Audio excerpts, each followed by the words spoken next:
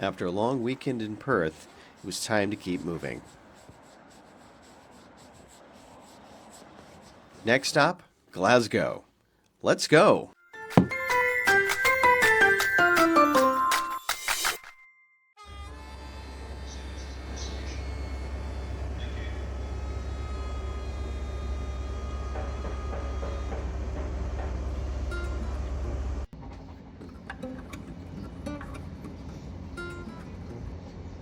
Train travel in Scotland never disappoints. It was a quiet, scenic ride, and we even rolled through a familiar stop in Stirling from last year's adventure.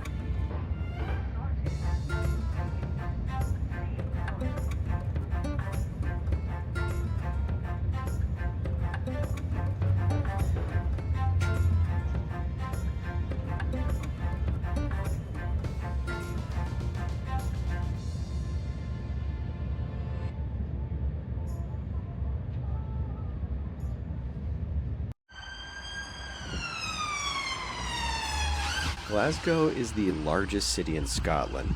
It's bold, historic, full of details that catch your eye at every corner. It is a little bit modern, but its roots lie at its strong industrial heritage.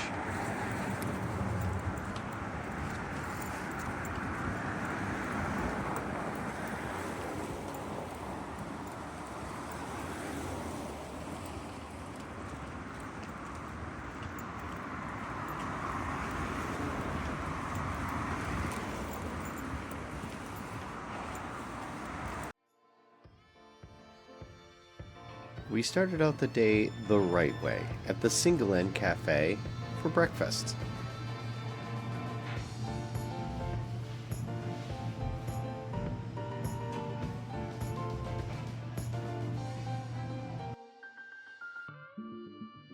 Lisa had the meaty breakfast. I chose the Betty. It was halloumi, avocado, and chili smash, poached eggs on toasted sourdough. It seemed pretty well rounded for a good day.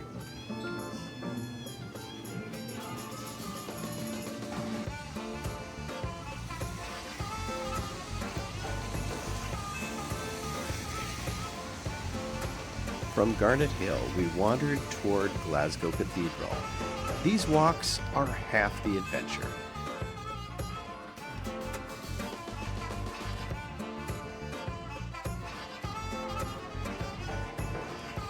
Finding a blue police box along the way felt like a sign we were in the right city at the right time.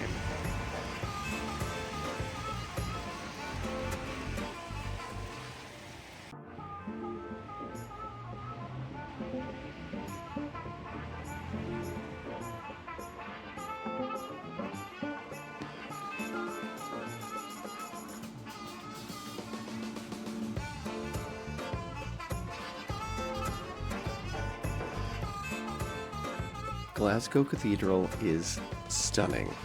It is one of the few medieval churches to survive the Reformation intact. This is another example of the structural treasures preserved by the Scottish people.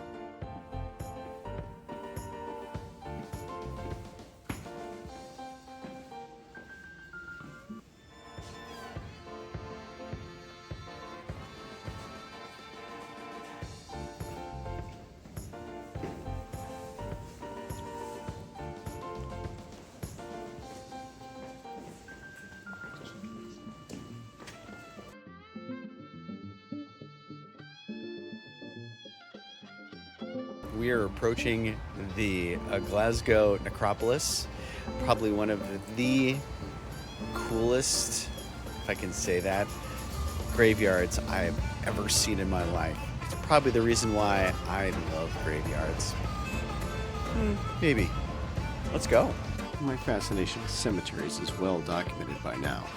The necropolis is a Victorian city of the dead. It's a place that's fascinating for its ornate memorials and is a shrine of the hubris of the era in Glasgow's history.